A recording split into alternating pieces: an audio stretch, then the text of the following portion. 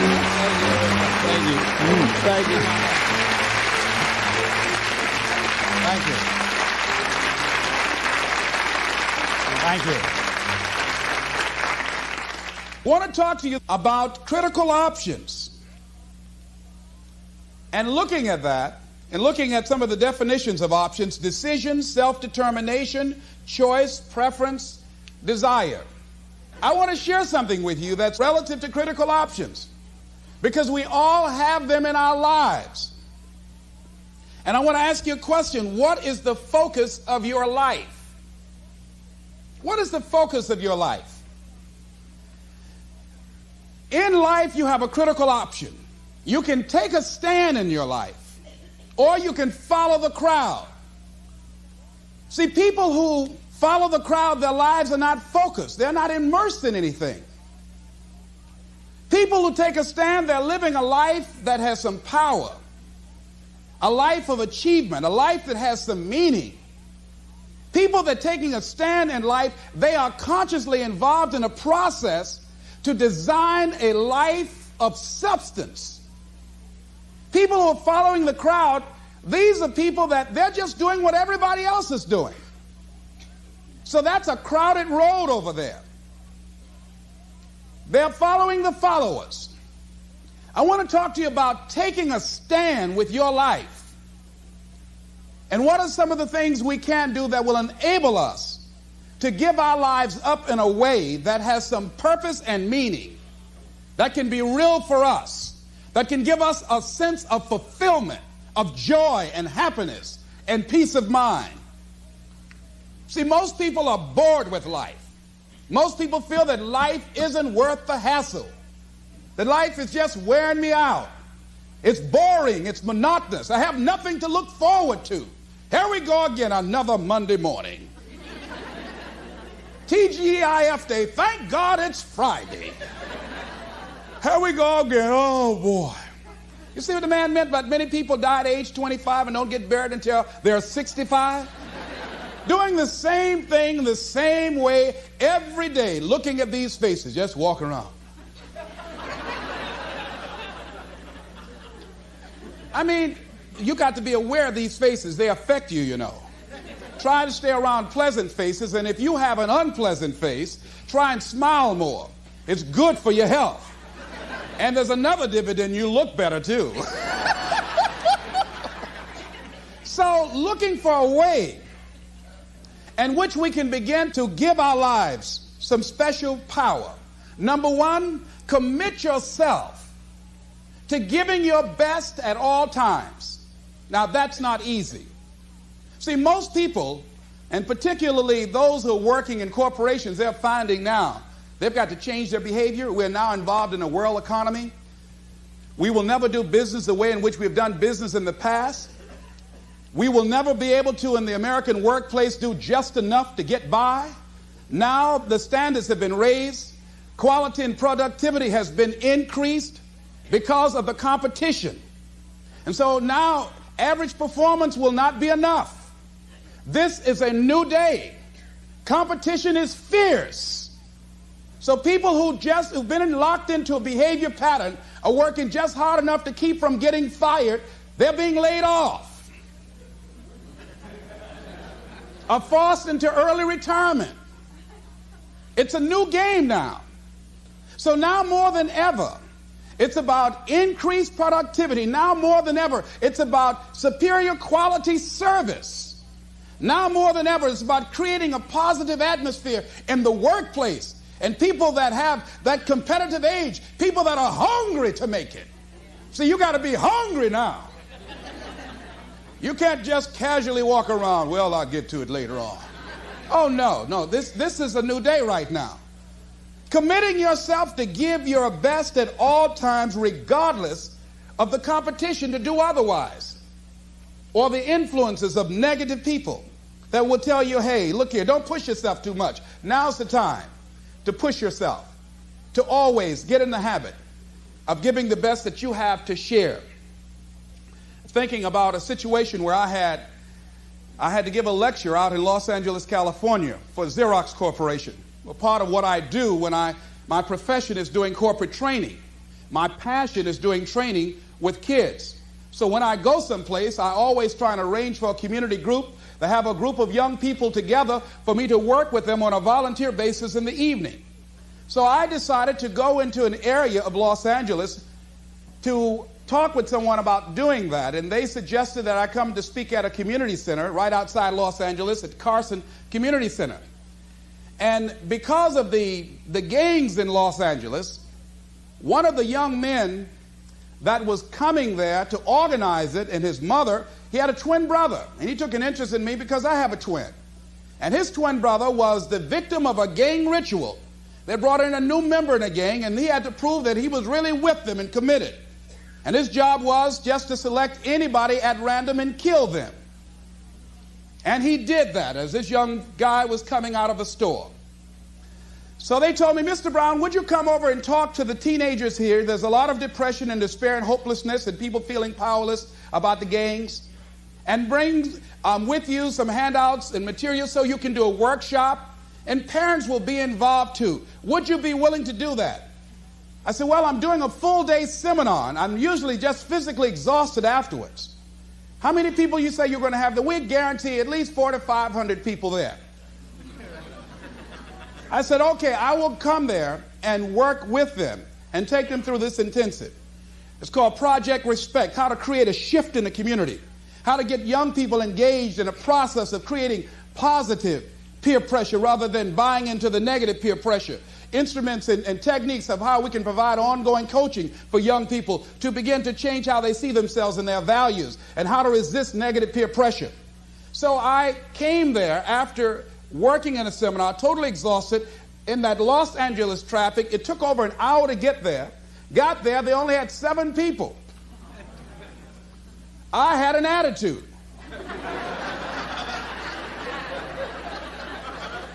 I said, you had me come all the way from Los Angeles after working all day just to talk to 7 people? You told me over 400 people were going to be here. Where are the parents? Only one parent here.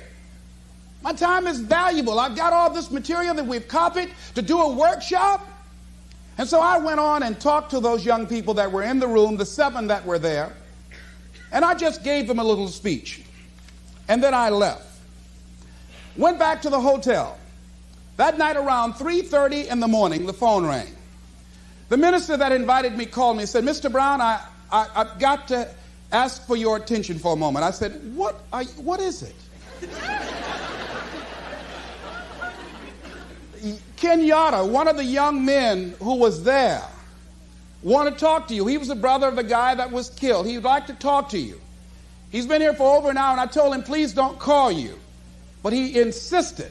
Would you please talk to him for a moment? I said, yes, put him on the phone. Kenyatta, what can I do for you? He said, Mr. Brown, I listened to your tapes for a long time. I've grown to love you and admire you. Among the things that I heard on your tapes that you said you must deal with circumstances such as you find them. You came in this evening, and I admit, no, we did not have the numbers that you asked for. No, we did not deliver as we had promised we would. But we were looking for you, the motivator, to give us some hope. We were depressed, and we don't know what to do. We were looking for some direction. And you were so caught up in pouting with your ego because we didn't have the place full. You didn't give us your best. I said, excuse me, I was laying in bed. I sit up then. Wait a minute here.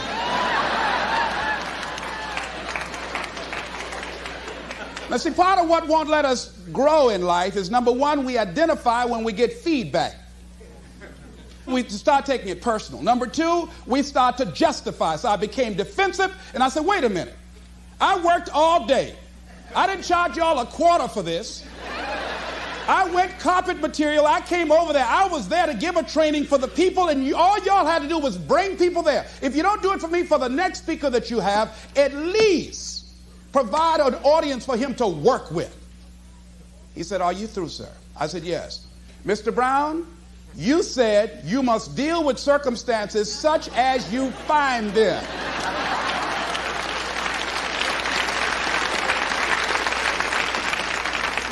We went round and round for about 45 minutes Because my ego on the line. I can't let this young boy out debate me. He was not intimidated. I used all the verbal gymnastics and examples I could. He would not budge. And I said, okay, I'm sorry. Give me a break. And he said, it takes a big man to say he's sorry.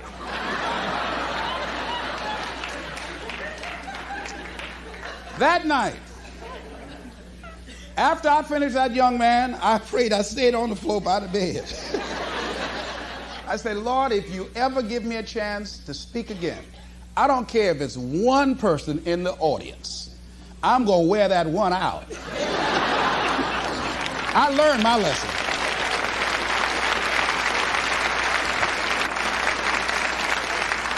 I want to read something to you called The Builder that kind of touched me. Because when you start looking at giving your best at all times, that's not easy. But when you are committing yourself to doing something, those are the standards that you set for yourself because that's who you are. If you're working on a job where you're miserable, they're not paying you what you're worth. You don't like the work, you don't like the people, and you're dissatisfied. If you have decided to continue to take a paycheck, you owe it to yourself to give it your best effort. If you get in the habit of being mediocre or doing just enough to get by, you're not hurting anybody but you. You're cheating you. The builder. There was a man who was an efficient builder. He had worked for years in a large company and had reached the age of retirement. His employer asked him to build one more house. It was to be his last commission.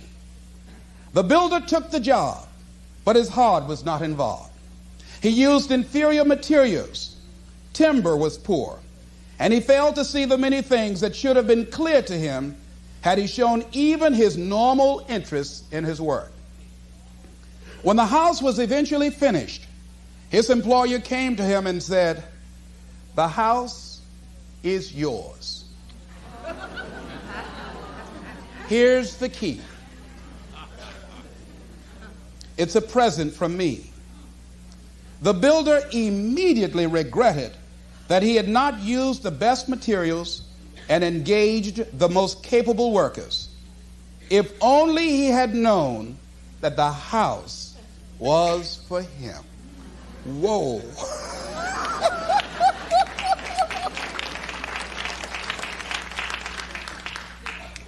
If he had made a commitment with his life, with his craft, that I'm going to give my best at all times, even if this is my last job, I'm going to give it my best shot because that expresses who I am, he would have been more appreciative of that gift. Would you imagine that? I think that makes a very good point. The next thing is, live each day with integrity. Don't try and get over in life. Don't try and cheat. See, a lot of people like to try and cheat. I was with a friend of mine, and we went into a service station to get some gas. They gave me back too much change. I discovered it down the road, and I was turning around going back. Guy said, "You're a fool. Hey, man, what when they don't give people enough change? You think they flag the people down?" I said, "I'm not responsible for them. I'm responsible for me." I went back and I told the guy, "Excuse me, sir, you gave me a $20 bill too much." I gave it to the guy just took it and walked away, didn't say thank you. The guy in the car laughed, said, "I told you, you fool." I'd have kept that. I said, I'm not responsible for his attitude. I don't care, knowing that he would not say thank you, I would still give it back to him. Because my image of myself says, hey, you don't take something that doesn't belong to you. That's the way my mother raised me. Don't try and cheat. Say, well, this little bit won't count. Everything counts. A friend of mine was on welfare after going through a bad experience. Someone, I think she and her husband became ill. They couldn't work for a while, and they went on welfare. After they both became physically well, he said, look here, we don't ever have to go back to work. We're making more money on welfare than we made when we were working. with all the Medicaid benefits and all of the food stamps and everything. She said no. She said, we are not going to accept the checks anymore. He said, I'm not going to work. Now, you can go to work if you want to. She went down to the welfare department and said, don't send any more checks to my house. Lady said, excuse me? She said, now, I've been working here 25 years. No one has ever come in here and said, don't send any more checks here. Are you sure you're all right? Yes, I am. And she went home and told her husband, don't look for any more checks because I told them to cut the check off. Now we've got to find something to do. And they started a paper route and got over 1,500 customers and were making money hand over fist in a spirit of dignity and achievement, not ripping anybody off. That was a critical choice. She could have very easily said, well, everybody else is doing it, why don't I do it? But she decided not to follow the crowd. I like what Whitaker said, what you think about me is none of my spiritual business.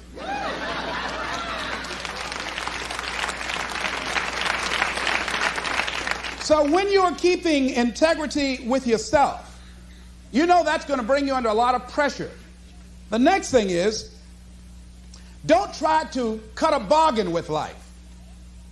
Life is not Donald Trump. Life will not give you any special deals because you maintain a sense of integrity. Anybody ever try to cut a deal? Raise your hand, please, if you know what I'm talking about. If you try to cut a deal, there are no deals. There are no deals. You've got to do what you do because, not with any ulterior motives, that you're going to get some special benefit or some special treatment in the universe. No. Doesn't mean that somebody might not steal your car while you're trying to do some good for somebody. No, there won't be any special light around your car. They will take your car too.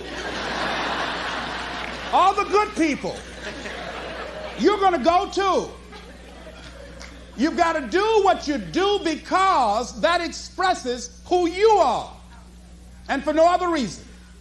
They might not have a banquet to recognize you or give you a special little plaque and dedicate a day in your name. No. Do what you do because that's you. The next thing is dedicate your life to something. Dedicate your life to a cause larger than yourself. See, if you dedicate your life to a cause larger than yourself, you're not following in the crowd. See, if your life is not dedicated to something of value, and I like what Howard Thurman said, who was one of the mentors to Dr. Benjamin Mays, who was a mentor to Dr. Martin Luther King. He said, the quality of life is often determined by that to which the individual is dedicated.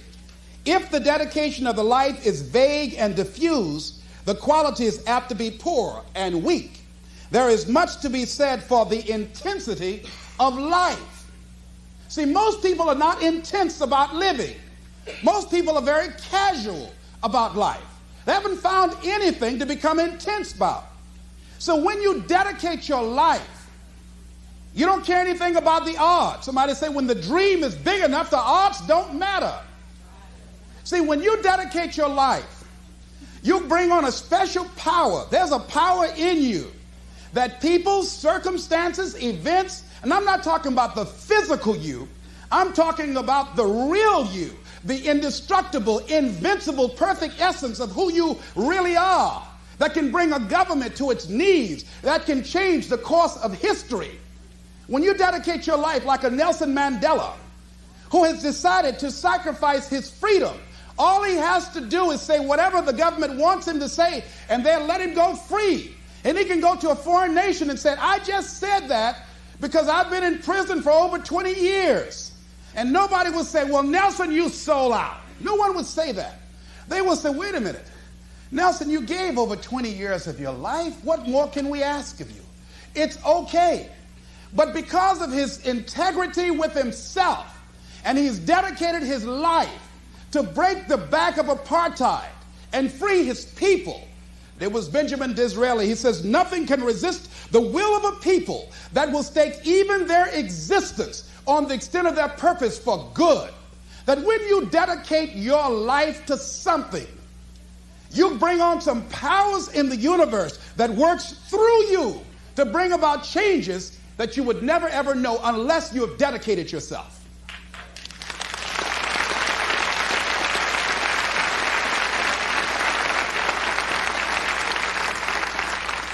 So I say to you that there is a Mother Teresa in you.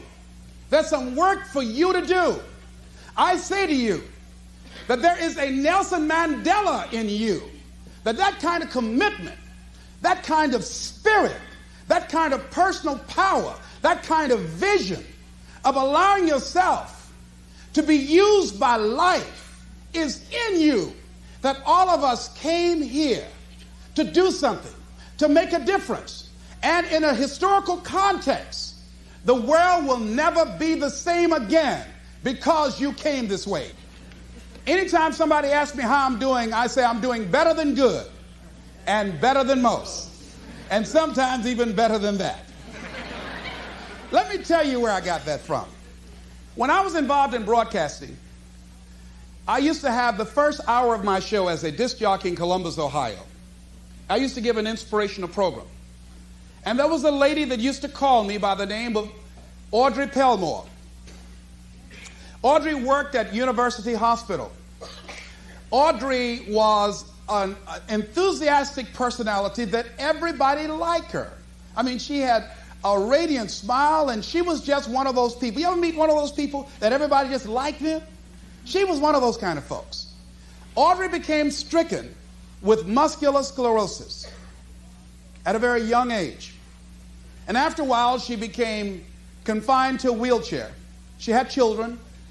And because of her physical deterioration, she could no longer take care of her children, and she had to be confined to a nursing home, Alum Creek Nursing Home on Nelson Avenue in Columbus, Ohio. Audrey used to have the nurses at the hospital call the radio station and put the phone to her ear. And she would ask for a certain request, and I would ask her to say a few words to the listening audience.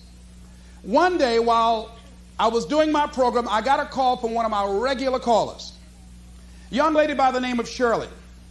Shirley, on this particular day, there was a sound in her voice, and I detected that something was wrong. And she said to me, "It's nice talking to you, Les. I'll be seeing you." And I said, wait, hold a minute, Shirley. There's something wrong. She says, "There's nothing wrong." I said, "There is, Shirley. I know you. Come on, Shirley, what's wrong?" Well, Shirley had been diagnosed as having cancer of the breast. And they told her that she had a 60-40 chance of not surviving. During the time that she had had her medical examination, her husband had become distant. Through the pressure of losing her husband and the illness, she just felt, hey, I'm not the kind of person that can handle suffering, and I'd rather just end it quickly. She was at a critical point in her life, and this is the option that she decided to take. I did everything I could to discourage her, to give her a reason to want to go on living. I was trying to find something that she can hold on to that would give her a sense of hope, some thread. And I used scripture and everything. And one of my fallback positions, Lord, grant me the serenity to accept the things that I cannot change, the courage to change the things that I can, and the wisdom to know the difference. And she didn't budge. That did not work.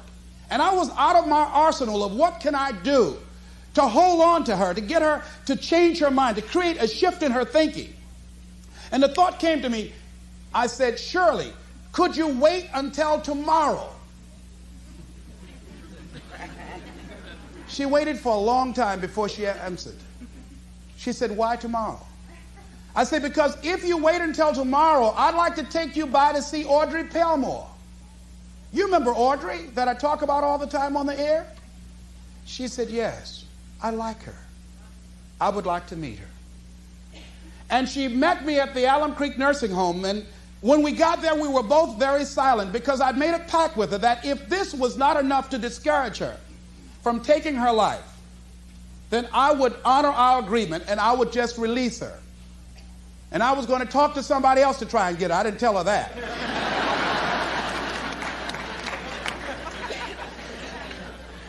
As we walked down the hall, I did not know exactly what to expect. I had not seen Audrey for some time. When we walked in the room, there Audrey was, all twisted, physically deformed. She had no voluntary use of her arms. She couldn't even fan a fly out of her face. She couldn't get up and move around. And we had to get close to her because her vision was blurred and she can't speak very loudly. And her hearing was somewhat impaired.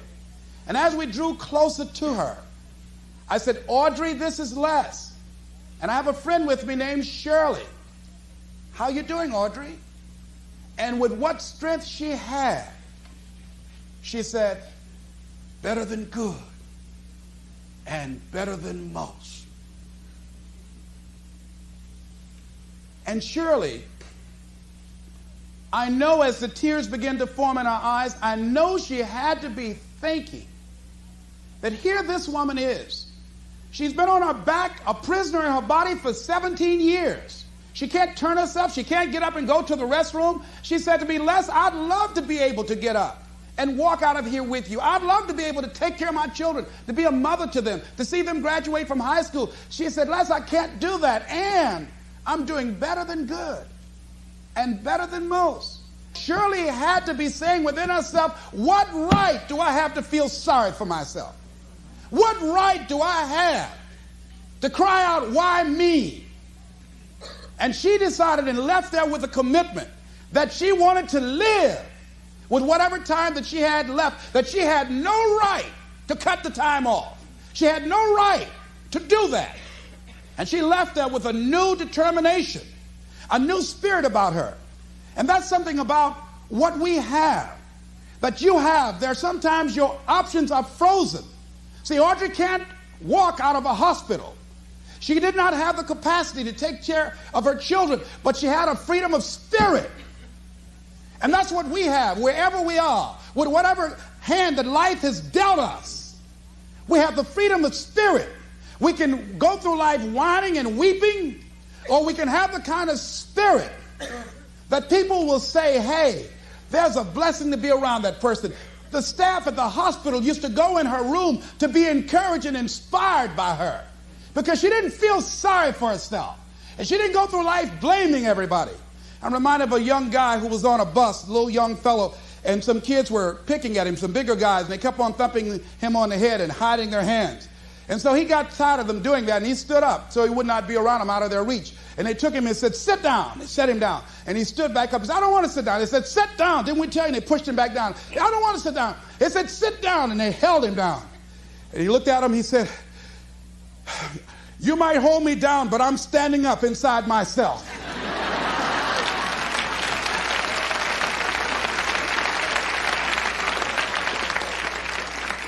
And what we have got to do is know that there's something about you, there's something about us, there's a power in you that regardless of what happens to you, you can stand up inside of yourself. I think that's what the poet meant when he says, out of the night that covers me, black as a pit from pole to pole, I thank whatever gods there may be for my unconquerable soul. You have an unconquerable soul. Something that George Bernard Shaw said that I think has some power for us. I'd like to share it with you.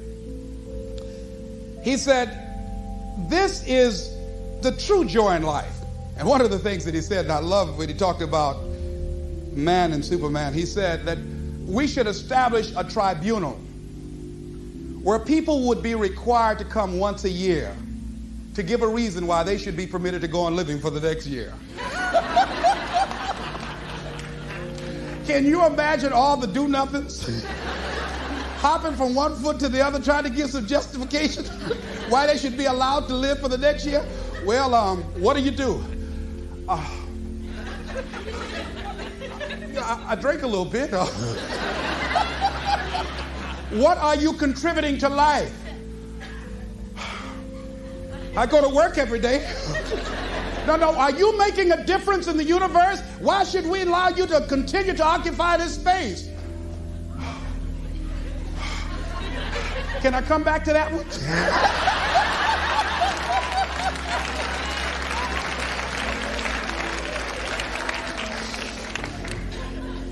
This is a true joy in life. The being used for a purpose recognized by yourself as a mighty one. Being a force of nature instead of a feverish, selfish little clod of ailments and grievances, complaining that the world will not devote itself to making you happy. I am of the opinion, George Bernard Shaw goes on to say, that my life belongs to the whole community. And as long as I live, it is my privilege to do for it whatever I can. I want to be thoroughly used up when I die. For the harder I work, the more I live. I rejoice in life for its own sake. Life is no brief candle for me. It is a sort of splendid torch which I've got a hold of for the moment. And I want to make it burn as brightly as possible before handing it on to future generations. This is Mrs. Mamie Brown's baby boy, Leslie Calvin Brown, saying it's been a plum-pleasing pleasure as well as a privilege. Thank y'all here.